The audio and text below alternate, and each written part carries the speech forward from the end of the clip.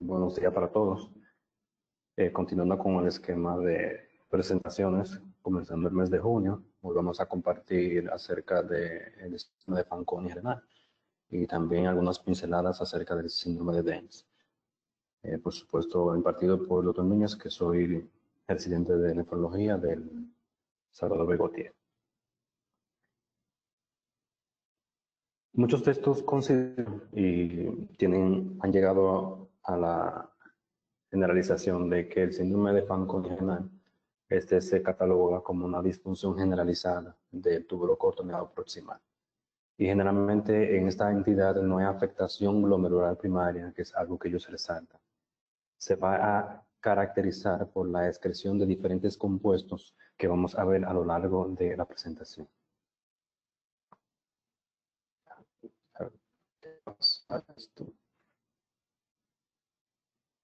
Ok, ya. Les recuerdo que la nefrona es una parte, o específicamente el túbulo cortoneado proximal, es una de las partes que se considera metabólicamente más activa. Contiene un epitelio muy especializado, al igual que también unas mitocondrias que son también especializadas. Y con entre ellas unos diferentes tipos de canales que la caracterizan por ser una de las partes de la nefrona metabólicamente más activa. Aquí tenemos diferentes tipos de compuestos y diferentes tipos de componentes proteicos que le dan la peculiaridad de la reabsorción de la mayoría de los solutos y de los electrolitos que pasan después de la filtración glomerular.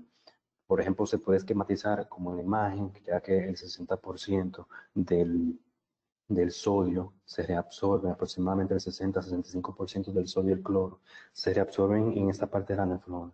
Pero también tenemos otros tipos de componentes, como por ejemplo el calcio, tiene una gran peculiaridad, ya que el 70% lo hace a través de esta porción de la nefrona. Al igual que también el magnesio, otros componentes muy importantes, que es la glucosa, a través de receptores que son los PUB2, y con el cotransporte, por supuesto, del sodio y de la glucosa. También tenemos otros tipos de compuestos, el citrato, que tiene un papel importante también en la homeostasis. Es decir, todas estas imágenes se pueden ilustrar la gran importancia que tiene el tubo cortoneado proximal. También tiene un componente de aminoácidos como de cuerpos cetónicos, ácidos grasos, citratos, etcétera. En esta imagen se puede esquematizar la gran peculiaridad que tienen las mitocondrias de este tipo de células, de este epitelio cúbico con microvellosidades. Y la gran actividad del ciclo del ácido tricarboxílico, que es de vital importancia, por supuesto, para una generalización de homeostasis de las células. Estamos aquí en esta imagen, por ejemplo, la de los ácidos orgánicos, y también tiene un papel importante, por supuesto, la presentación de ciertas hormonas y también de ciertos, podrían decirse, neurotransmisores que pueden intruir en esta parte de la nefrona. Entiende como la insulina, los alfa-adrenérgicos, los beta-adrenérgicos, al igual que la dopamina, PTH, entre otras hormonas también que tienen de alta relevancia. Por supuesto, hablando de la historia, fue en el año 1903 donde Abdeldande encontró cristales de cistina en ciertos exámenes de orina que le realizaban a los pacientes. Y en ese entonces, como había tanta precariedad de información, pues este médico la denominó la diátesis familiar de cistina. Ya a lo largo de la cronología, pues se van agregando ciertos datos de vital importancia, como por ejemplo, en el 1924, Lignac asoció el gran vínculo que tiene el raquitismo y el retardo del crecimiento, así como la osteomalacia a esta enfermedad. Ya en el 31, el señor Fanconi descubrió y añadió la glucosuria y las pérdidas específicamente la albuminuria en estos pacientes. En el año 33, de Toni, sus colaboradores, también añadió el componente de la hipofosfatemia, que también jugó un papel importante en las afectaciones óseas que tienen peculiares en estos pacientes. En el 36, Fanconi tuvo la destreza de unificar todos los componentes que se habían resaltado hasta ese momento o hasta ese año y lo nombró a esta enfermedad como el dismorfismo glucosúrico neurótico. Ya en el año 43, el señor McCune y en el 1947 el señor Dent establecieron que los ácidos orgánicos se originaban en los riñones. Entonces, a través de toda esta cronología y de todos esos hallazgos, es lo que tenemos hoy con el síndrome de Fanconi. Hablar de hechos estadísticos es un poco, no se puede decir con exactitud, puesto que, por ejemplo, hablar de frecuencia en esta entidad, no hay una frecuencia o no hay estudios estadísticos per se de la síndrome de Fanconi, ya que esta enfermedad está siempre asociada a otros tipos de enfermedades, a otras patologías, y generalmente las estadísticas van de la mano de la patología de base que produjo la injuria en el túbulo coroneo proximal. Al igual que la morbilidad y la mortalidad, aunque también va de la mano, perdón, de las patologías de base, generalmente las anormalidades metabólicas e hidroelectrolíticas son las que producen las alteraciones de, por supuesto, la morbilidad y la mortalidad. No hay una predicción en la raza, en esta entidad, aunque sí se menciona que los pacientes que tienen cistinosis tienen una mayor tendencia de producirse en la raza blanca. Al igual que, por ejemplo, el sexo, que es un componente autosómico recesivo de esta enfermedad, y ya la edad va a depender de la patología.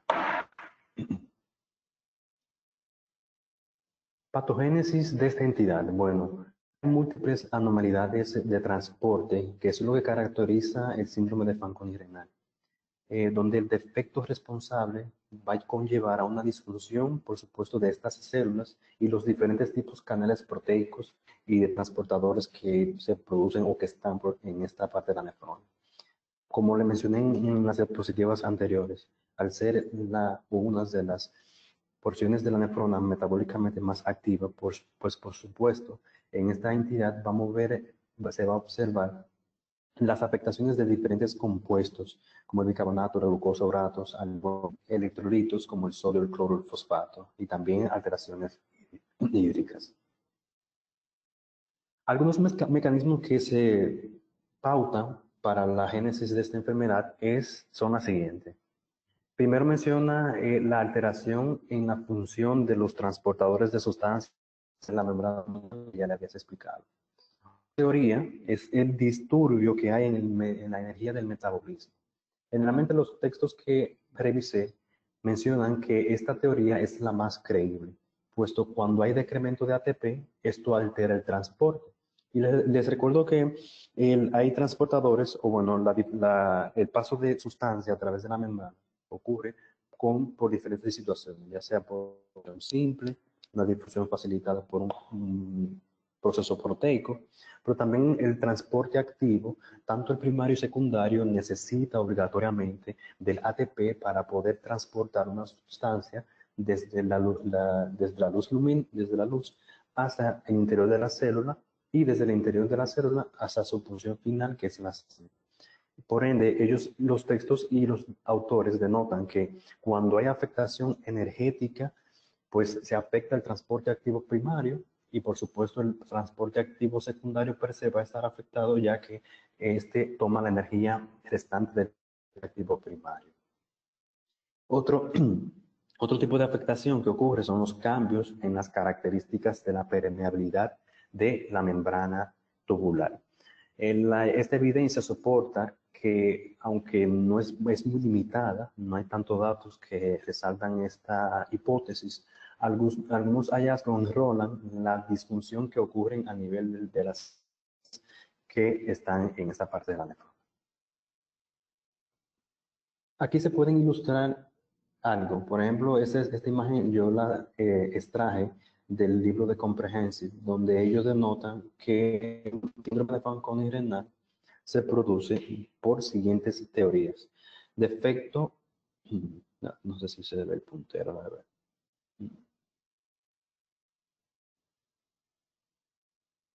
Perdón.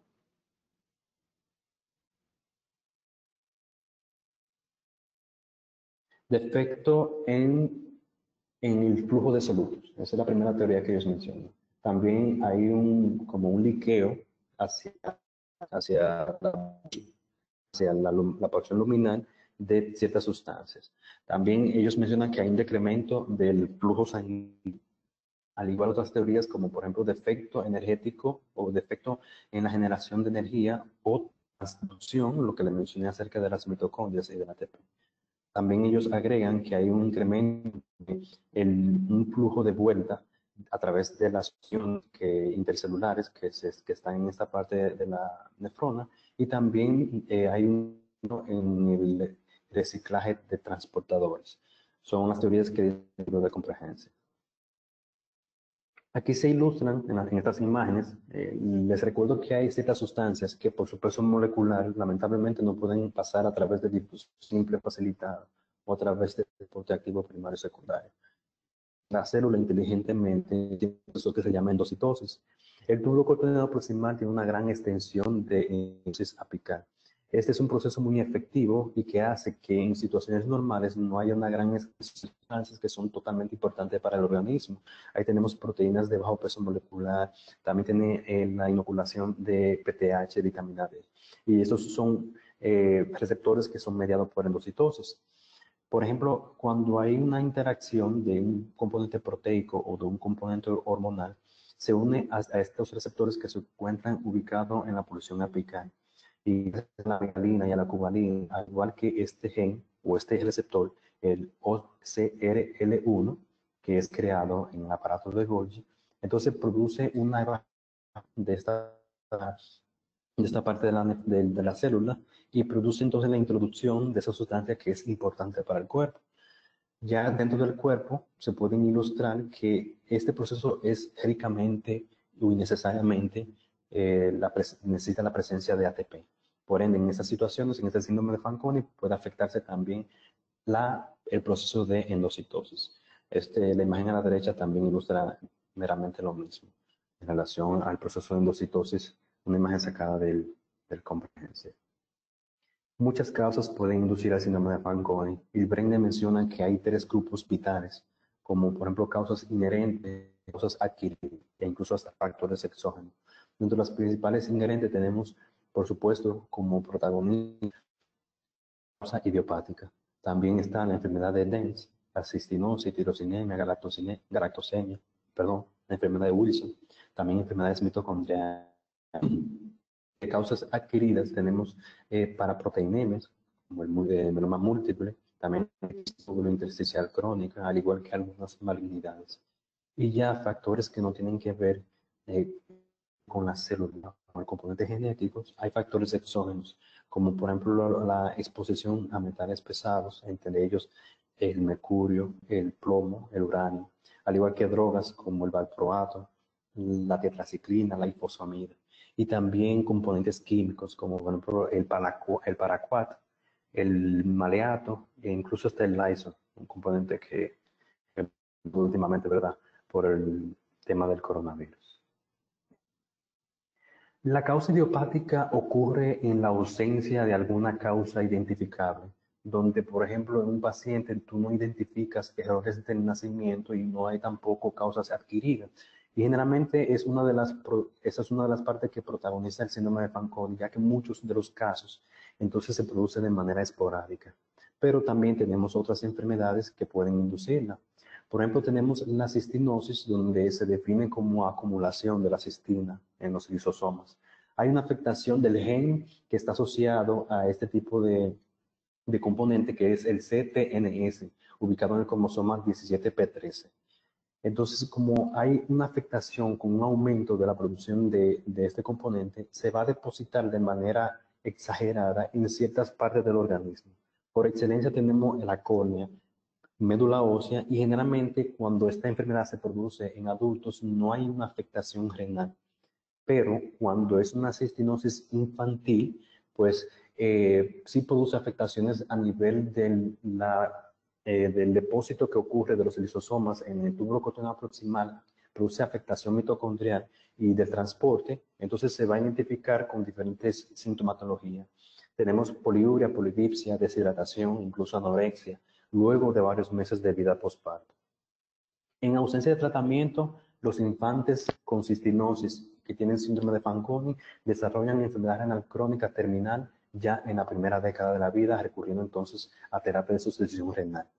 Generalmente menciona que la diálisis y el trasplante pueden ser exitosos en esos pacientes, aunque varios textos que leí, o el Brennan también cita, que luego de que el paciente se trasplanta con una cistinosis, continúa depositándose en el injerto, aunque en biopsias que realizaron, los depósitos no se realizaban en el túbulo coronario proximal, por ende el pronóstico es muy favorable en presencia de síndrome Fanconi, trasplante y cistinosis.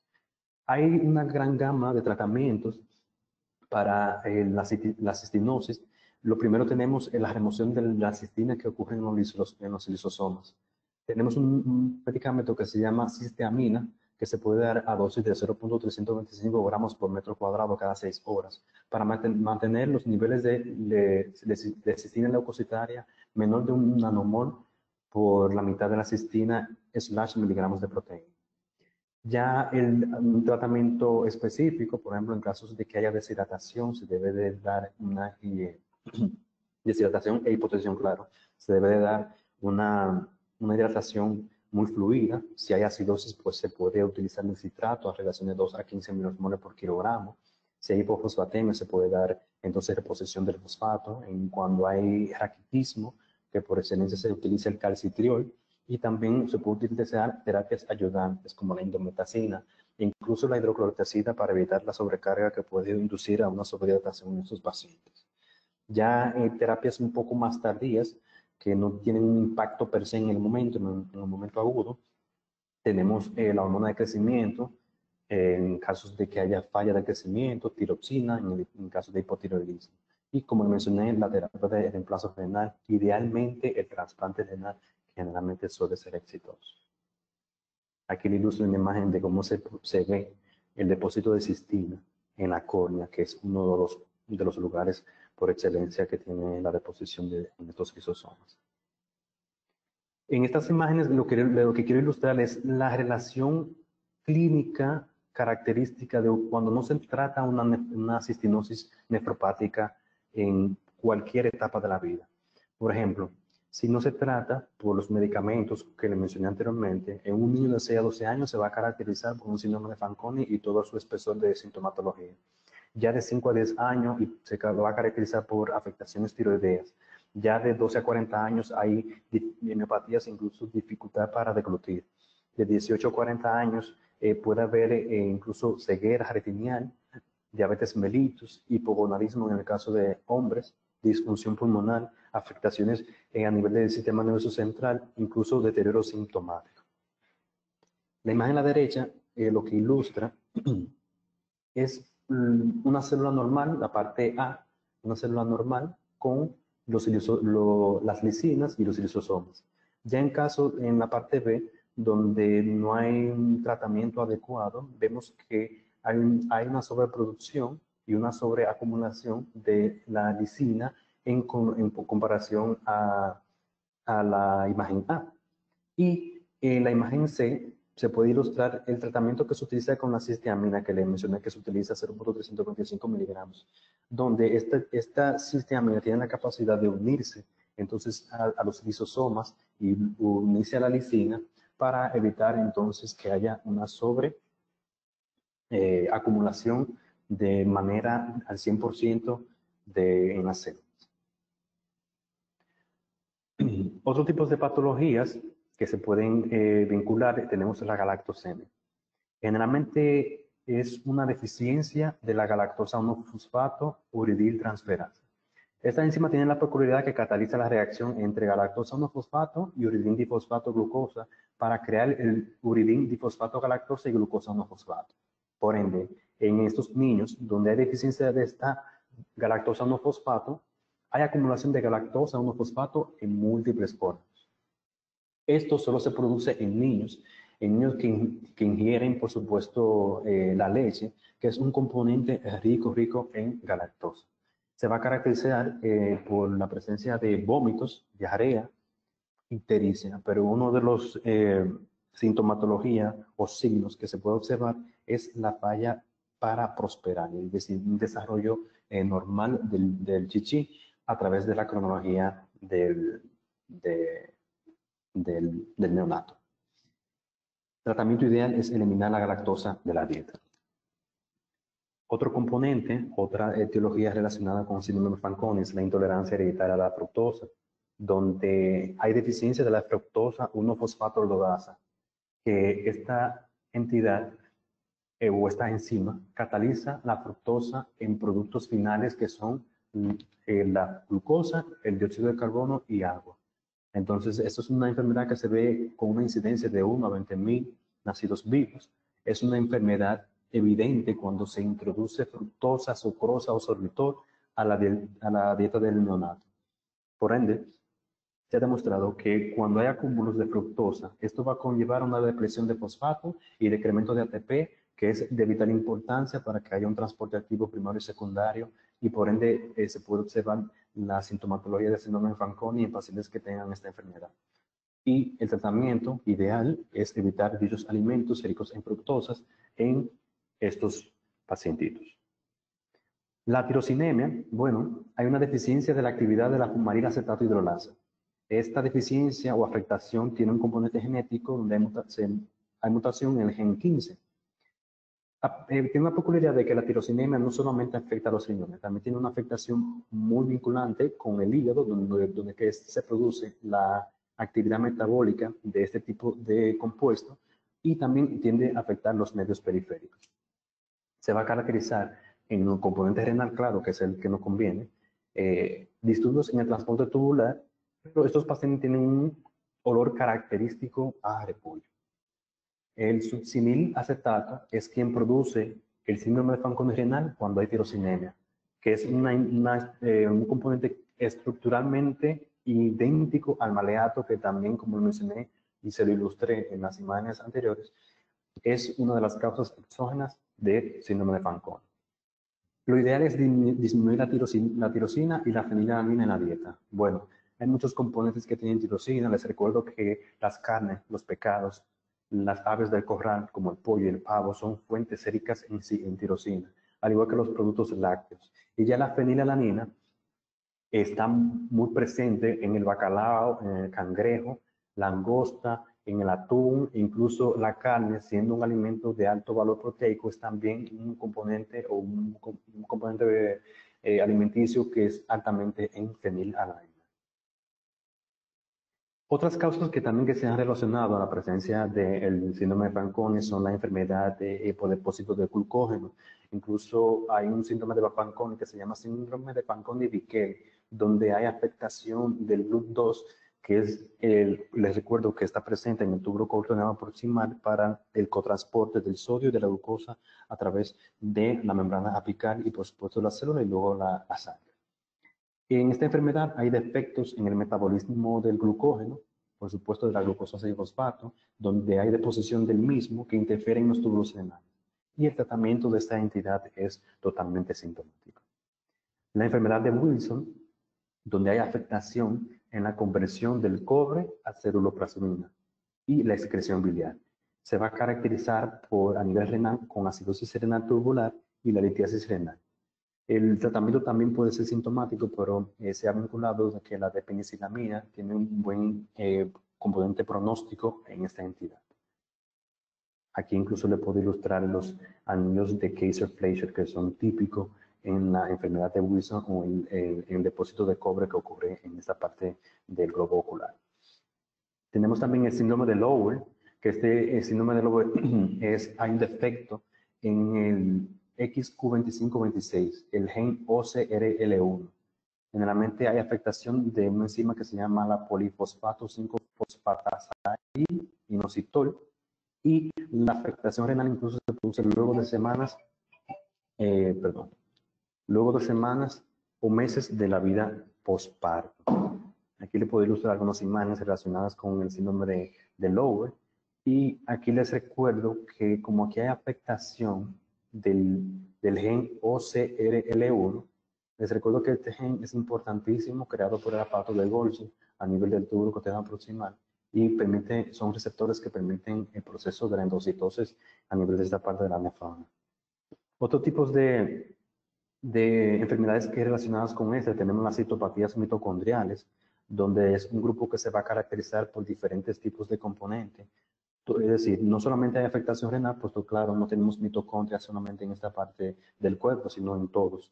Por ende, se va a caracterizar por sintomatología como miopatías, ataxia, convulsiones, incluso síndrome de Fanconi, que es muy exquisito la sintomatología en el sistema nervioso central, pero también tiene afectación a nivel renal.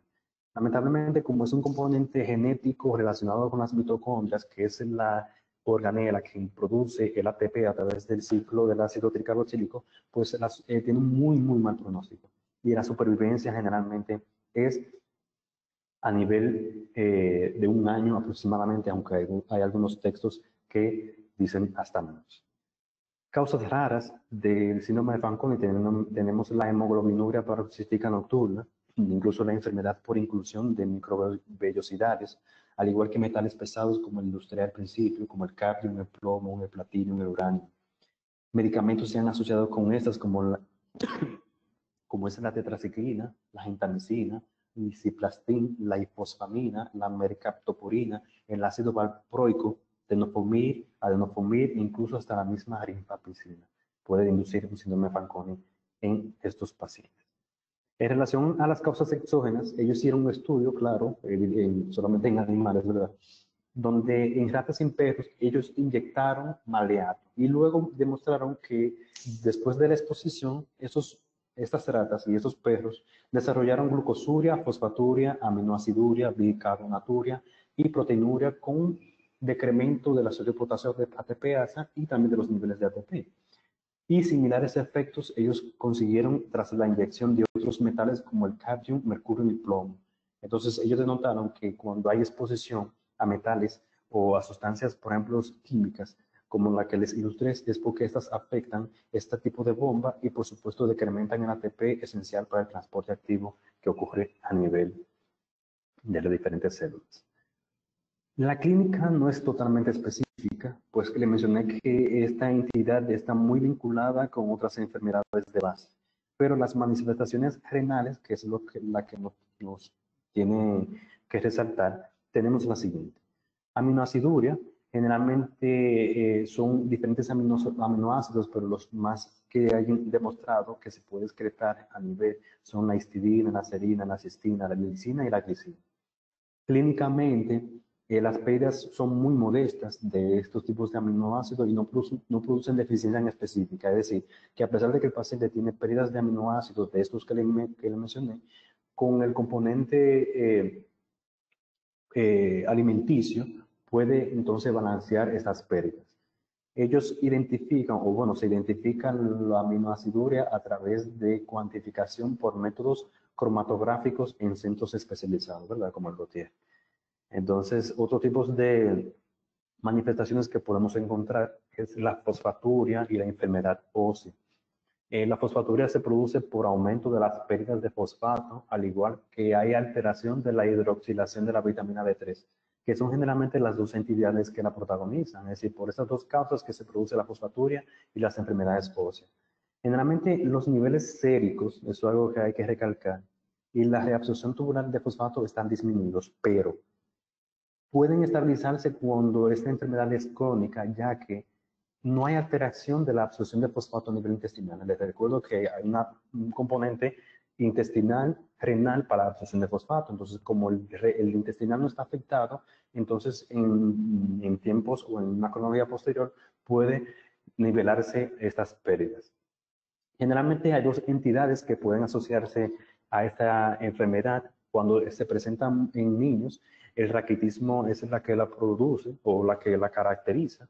Les recuerdo que el raquitismo produce alteraciones en las extremidades más vinculadas en las inferiores porque hay ensanchamiento metafisial de la tibia y del fémur. Y ya en la vida adulta, entonces se produce la osteomalacia, que se va a caracterizar también por deformidades óseas, al igual que dolor óseo y fracturas espontáneas. Por supuesto que en las dos entidades siempre vamos a tener afectación del crecimiento en estos pacientes. También está presente la cirrosis renal tubular, La acidosis metabólica hiperclorémica es un hallazgo frecuente. Se produce por defecto de la reabsorción de bicarbonato en esta parte de la nefrona, aunque los textos resaltan que la acidificación de los túbulos subsiguientes, entiéndase también el túbulo cortical distal, donde están las células principales y las células intercaladas que tienen un papel importante en el componente ácido básico del ser humano. Entonces, esos pacientes pueden todavía tener o pueden mantener la acidificación de la orina, o incluso cuando hay afectación del túbulo cortical proximal. Y es por esa razón que generalmente el bicarbonato suele estar entre 12 y 20 miliosmoles por litro, porque como lo mencioné, entonces los diferentes segmentos posteriores de la nefrona pues tienen la capacidad para reabsorber el bicarbonato.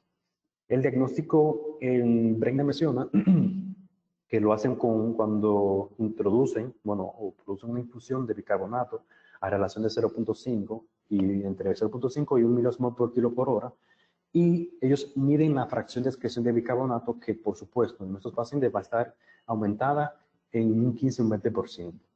La corrección con álcali en algunas ocasiones suele ser necesaria.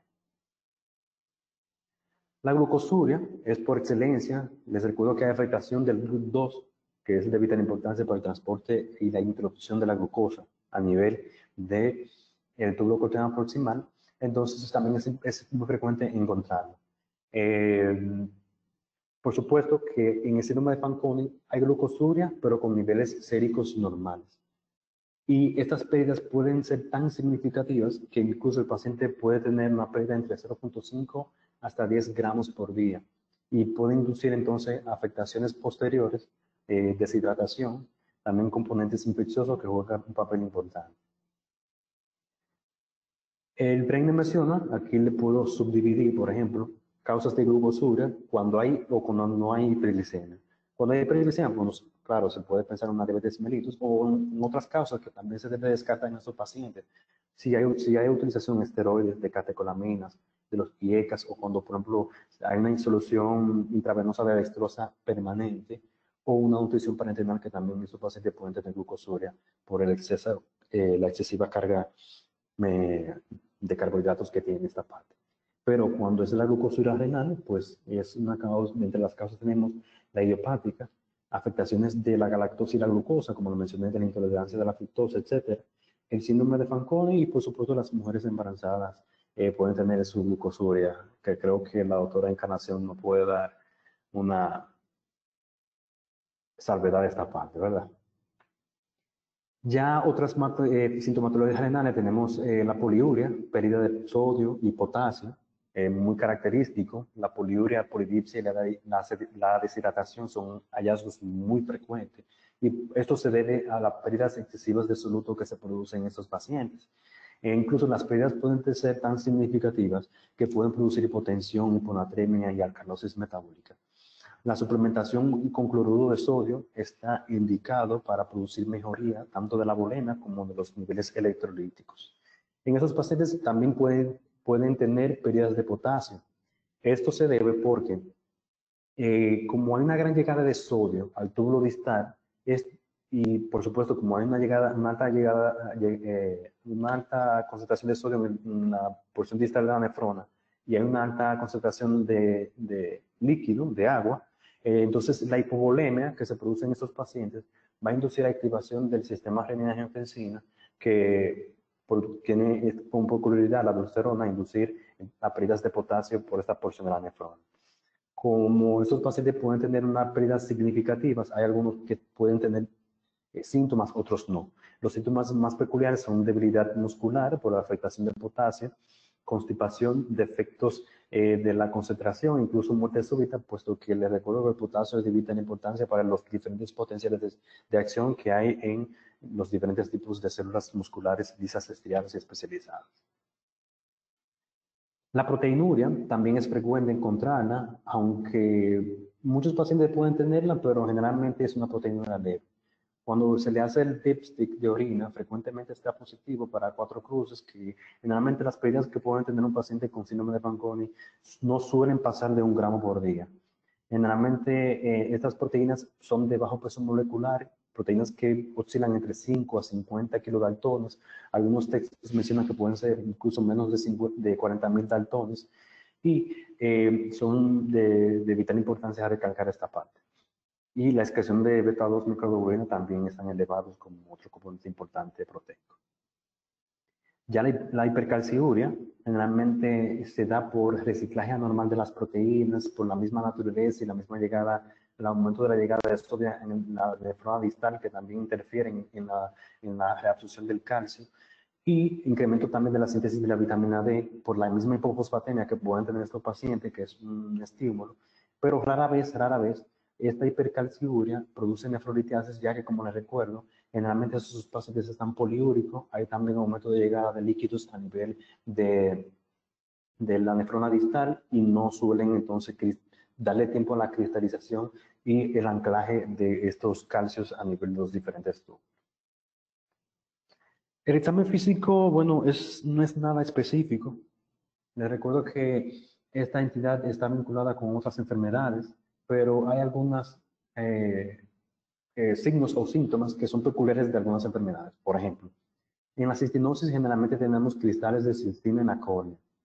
Ya cuando hay afectación de la glicogénesis, o cuando hay galactosemia o tirosinemia, o afectaciones, por supuesto, de los componentes enzimáticos relacionados con la glucosa 6-fosfato, siempre encontramos hepatomegalia en esos pacientes.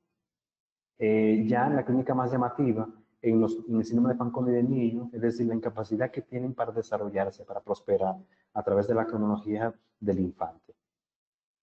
Muy peculiar que estos pacientes tienen baja estatura, son muy frágiles, tienen bajo tono muscular, siempre van a tener señal de raquitismo cuando hay afectación, por supuesto, de la vitamina D, el calcio, el fósforo, y por supuesto también afectación de los reflejos.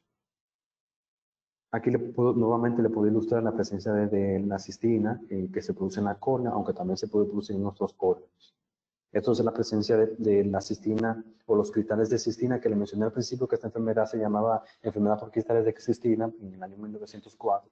Esos son los cristales que están presentes cuando se le hace un examen de orina a los pacientes.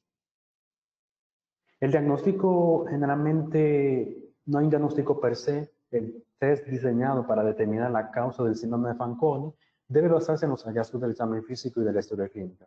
Es decir, se debe de pensar en el cuadro que le mencioné, si damos a una causa genética, una causa adquirida, una causa exógena, y hacer un diagnóstico diferencial, excluyendo todas las patologías y todos los componentes externos que pueden presentar un síndrome de Fanconi.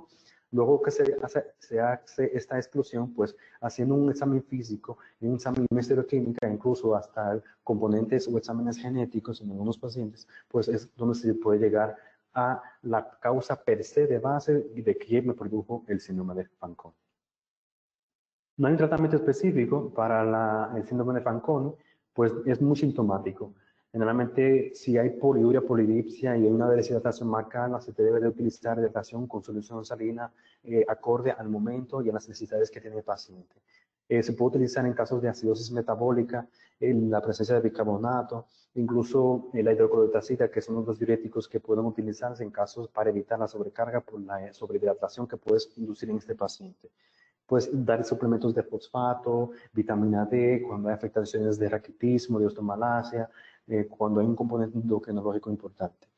Y como hay algunas enfermedades que están asociadas, como por ejemplo la galactosemia, la enfermedad de la fructosa 6-fosfato, que son enfermedades que están relacionadas mucho con la dieta, que son ricas, por ejemplo, en fenilalanina, en cisteína, en fructosa, etcétera, pues la restricción dietética es muy importante para este grupo de enfermedades y así tener una mejoría sintomática per se.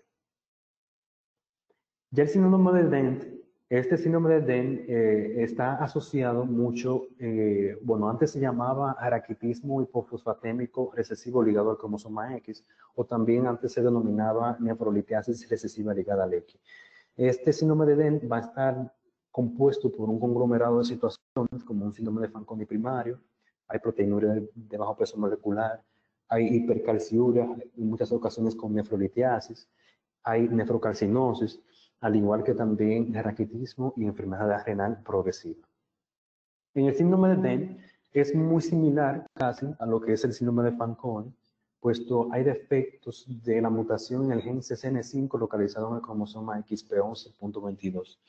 Y generalmente este gen está muy vinculado con la producción de la megalina y la cuborina, que son esenciales para la evaginación y la endocitosis que se producen en las células. Pero también el síndrome de Fanconi, perdón, el síndrome de Den puede darse por afectación del gen OCRL1, que también es un receptor de importancia para el proceso de la endocitosis. Esto produce defecto en el receptor que media, por supuesto, este proceso y o la acidificación, entonces, endosomal que ocurre en esta parte. La clínica del síndrome de Den puede ser muy variable, como lo mencioné al principio, es un conglomerado de situaciones, no hay un signo patronomónico de esta entidad, al igual que el síndrome de Fanconi, aunque sí sean relacionados que estos pacientes pueden tener proteinuria, o sí que puede oscilar de 0.5 hasta 2 gramos por día. Hipercalciuria, mayor de 7.5 miliosmoles por día, y 50% de los pacientes que tienen esta entidad pues pueden tener nefrolitiasis. Generalmente los litos suelen ser fosfato cálcico o oxalato cálcico. Raquitismo, falla renal, más frecuente observado en el sexo masculino, aunque la causa de la hipercalciuria, los textos mencionan que no está totalmente esclarecida, pero mencionan que la reducción de la degradación de la PTH, que produce aumento de la alfa 1-alfa hidroxilasa y de la vitamina D3, es el componente que puede estar más relacionado y que se ha vinculado con esta entidad, que produce entonces el tráfico normal de transportadores o canales necesarios para el transporte de calcio y decremento de la absorción de la proteína reguladora de esta parte de la nefrona. Generalmente esos pacientes pueden tener acidosis sistémicas, pero no es muy común, a menos que por supuesto ya el paciente tenga un deterioro renal muy significativo que induzca afectación de la acidificación o el componente ácido base en esos pacientes. Generalmente hay pacientes que pueden tener hipocalemia, aminoaciduria, glucosuria, son muy frecuentes, muy parecido al síndrome de Fanconi, y 50% de los pacientes van a tener afectación renal. Y ya una media de enfermedad renal crónica terminal es los 47 años. Puede ser un poquito más temprano, puede ser un poquito más tarde. En la biopsia renal que se le han hecho en estos pacientes, se ha identificado que hay nefritis intersticial crónica, depósitos de calcio, por lo que mencioné, pueden tener hipercalciuria con presencia de nefrolitiasis, incluso también nefrocalcinosis, también atrofia tubular e infiltrado inflamatorio, pero generalmente los glomérulos están normal o levemente hialinizados. Al igual que el síndrome de Fanconi, el síndrome de Den, el tratamiento es muy sintomático. Por ejemplo, cuando hay casos de litiasis renal, el tratamiento es muy de soporte, se aumenta la ingesta de líquido, se induce una restricción dietaria de calcio, aunque esto generalmente no es totalmente recomendada, a que también esto puede inducir o contribuir a la enfermedad ósea que ya tiene per se el paciente. Los diuréticos pueden utilizarse, por ejemplo, los diuréticos diacídicos, pueden darse a pocas dosis, ya que decrementan la calciuria, pero puede tener, eso debe de sopesarse y balancearse en el paciente. Y la enfermedad renal, bueno, en el tratamiento de la enfermedad renal es un tratamiento expectante, un tratamiento totalmente sintomático, evitando datos de hipervolemia, de sobrecarga hídrica, la corrección del componente ácido-base, la corrección del componente electrolítico, pero generalmente ya a esos pacientes se les debe de ir pensando o ilustrando de que la enfermedad renal crónica terminal es inminente, aunque en comparación al síndrome de Fanconi, el síndrome de Den suele tener un poco más de tiempo para llegar a esta enfermedad renal crónica terminal, pero sí, siempre se debe conversar esos pacientes acerca de las diferentes o futuras terapias que se deben de administrar o hacer. Esto fue mi conferencia, fue extraída de 4 bibliografías y bueno, les recuerdo que el día de hoy nació una persona muy importante para el componente cinematográfico, que fue Marilyn Monroe, aunque su nombre ideal fue Norma Jean Baker. Ella nació el 1 de junio del año 1926 y fue una actriz muy conocida, una actriz estadounidense, una de las más populares del siglo XX, considerada exquisitamente como un icono de pop, pero también considerada exquisitamente como un símbolo sexual. Tuvo múltiples frases que la categorizaron, ¿verdad? Pero entre ellas me pareció esta muy interesante, que fue que es la siguiente: soñar con ser una actriz es más emocionante que serlo. Y creo que esta parte uno la puede extrapolar a las diferentes situaciones que uno tiene en la vida, puesto que hemos evidenciado y hemos sido partícipes de que a veces cuando uno logra las cosas, no era tan emocionante de cuando ya uno no la tenía. Así que muchas gracias y bueno.